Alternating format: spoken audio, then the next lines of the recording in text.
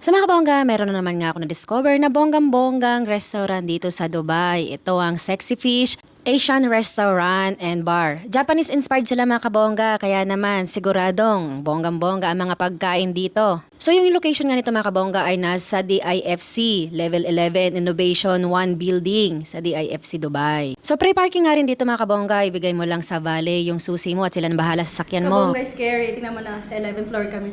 Ala, nakakalula! Nakakalula yung kabongga! Ala, natatakot ako. Natatakot ako. Ala, natatakot ako. Ala! 11th floor. Elevator view pa lang, bongga na. Ayan na, sexy fish.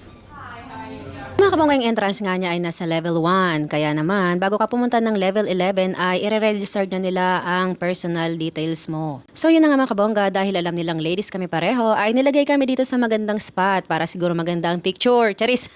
So sobrang saya ko nga mga kabongga dahil nakasama ko na naman tong friend ko. Ang tagal na namin di nagkikita, siguro mahigit 100 taon na. Kaya naman bigla ko na lang siyang sinat. Tara ka ako, mag-date tayo. At yun na nga mga kabongga, pumunta nga kami dito sa Sexy Fish Restaurant at Asian-inspired po siya. Japanese-inspired nga mga kabongga. Kaya naman ang sasarap ng kanilang pagkain. So yun na mga kabongga, at dahil bonggang-bonggang place, so expect na po natin ay bongga rin po ang presyo ng mga pagkain. So mga kabongga, umorder nga kami ng lunch menu nila. At syempre, umorder din ako nitong kakaibang pagkain at gusto ko ngang masubukan. Tara, tikman natin kabongga. Ito na yung 95 dirham na in-order ko. At dahil favorite ko nga ang Wagyu kabongga, ay tinry ko nga tong Japanese Wagyu ginger glaze nila kabongga. Talaga namang super nagmi-melt sa aking bibig kabongga. Napakasarap. Pagkasumo pa lang talagang perfect bongga.